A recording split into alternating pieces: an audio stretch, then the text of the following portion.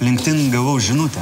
Rašė vyras angliškų vardu atstovaujantis kompaniją Azijoje. Ieškojo žmonių rašančių straipsnius apie Lietuvos politiką bei ekonomiką. Jį sudomino mano profilis.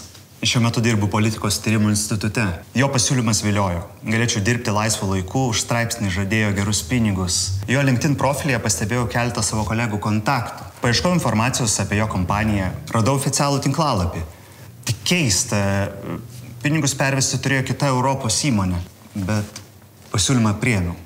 Iš pradžių straipsnių temos buvo gana plačios. Užteko viešos informacijos internete. Vėliau jos tapo vis sudėtingesnės ir gilesnės. Kartą užsiminė, kad jį domino mano analitinio centro rengiami konfidencialūs valstybės institucijų tyrimai. Nurodė į mobilųjį atsisiųsti kinišką programėlę ir viską siųsti per ją. Už tai siūlė didelės premijas. Tai nėra mano istorija. Bet ji gali būti tavo. Neįklimk giliau. Kreipkis į Valstybės saugumo departamentą.